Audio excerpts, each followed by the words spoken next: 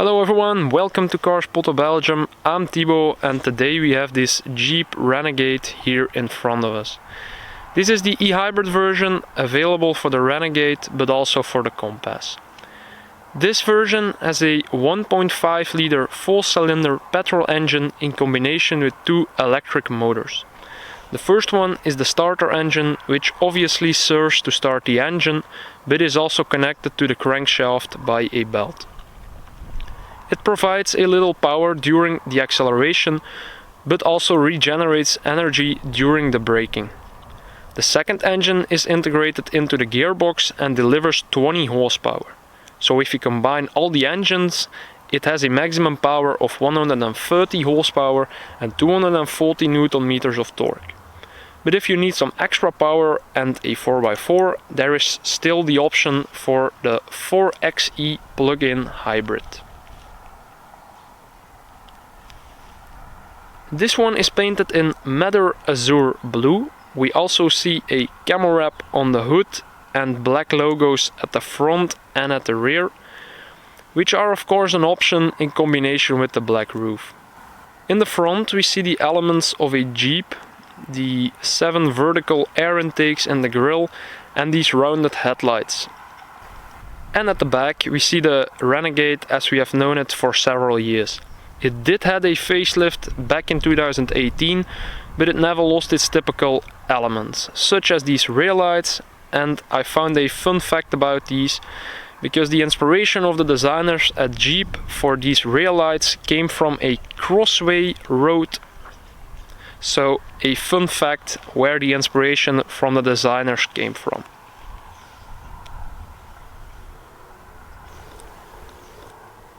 So when we open the trunk, we find a space of 351 liters, if you just take away my mess of course. But if you fold the rear seats down, there is even 1297 liters of luggage space, which is a normal size for this kind of car. Another fun fact that I wanted to share with you are these Jeep logos that you can find here on the inside of the boot lid, but also in the middle of the rear light units.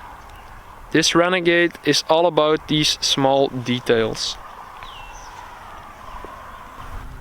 And moving on to the driver's side, you will also find this logo on the inside of the door, just above the speakers and even on the rear view mirror cover. These logos are just everywhere. Anyway, let's take a look at the interior in total.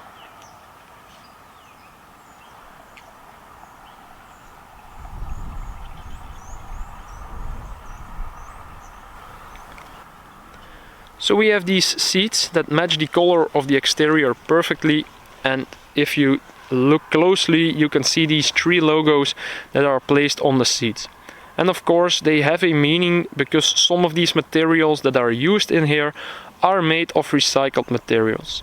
I don't know if the seats in particular are made out of it, but it's just nice to know that Jeep also pays attention about the use of these recycled and ecologically materials.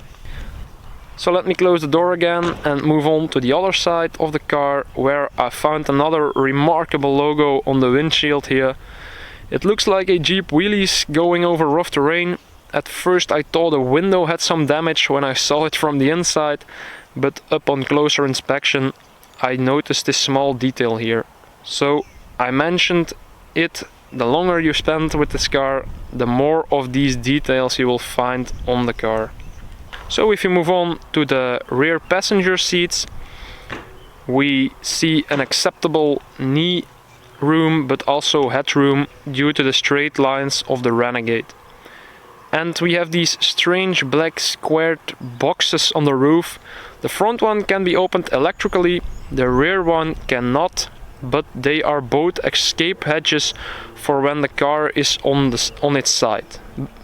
But let's hope that never happens, of course. I think I've told you everything about the exterior and the interior, so let's take it for a drive.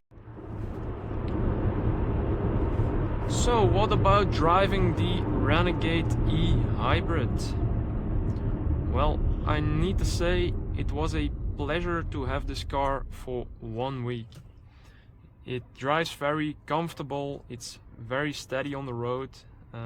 It has this 7-speed dual clutch automatic, which shifts very smoothly.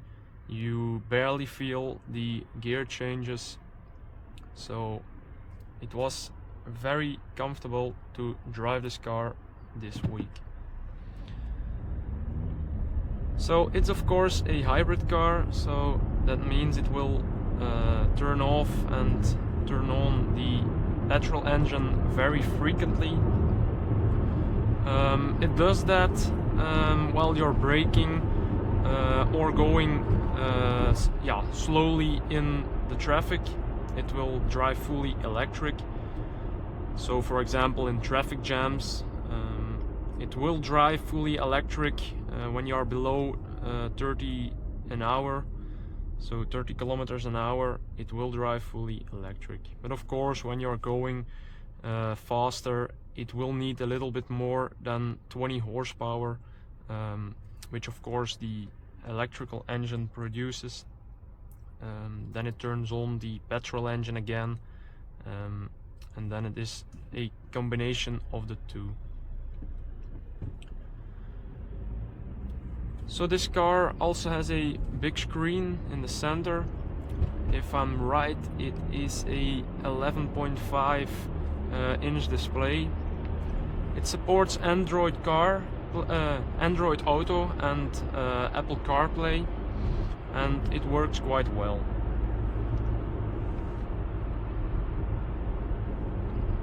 Another thing I've noticed very quickly is about the surround system. It plays very clean. It has a good deep bass in it when you're playing music. So that's one thing I've noticed immediately. So on the steering wheel you have these buttons for calling, and these are for the display between the chronos. So you have a lot of menus there. You can see the average consumption of the car, but also you can see the regenerating and accelerating of the car. You also have a lot of other displays over there. On the right you have the cruise control and adaptive cruise control, also the limit speed limit function. So you have both the cruise control and adaptive cruise control, and something I have to share with you is that the adaptive cruise control can be a little bit rough in the braking when you are getting closer to the vehicle that's in front of you. It will brake quite hard, and you don't really expect that. Of course, I think it's not braking, but it's regenerating the energy for the battery. Oh, he's going left, of course.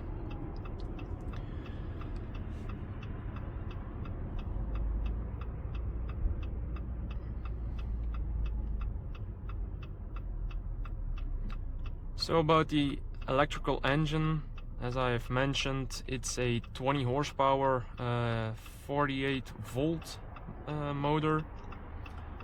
It's integrated into the transmission, and this car is a front wheel drive car, so it's not a 4x4. So sometimes it's not a problem. I don't call it a problem, but it can be slippery because the electrical engine is very directly, so it will spin its front wheels when you push the accelerator a little bit too hard, which is not the intention, of course. Another cool function at this Renegade eHybrid is the clicking function in the accelerator. When you click the accelerator at its maximum, it will use all the power this car has, so the full capacity of the petrol engine, but also the full capacity of the electrical engine. So it will use everything it has. Another thing I want to share with you is about the consumption. Jeep claims that the eHybrid has an average use between 5.7 and 6.1 liters. We are at the moment at an average of 6.5, so it's a little bit above. I also don't know who has driven it before me, of course, but for a mid-class SUV, it's not bad at all.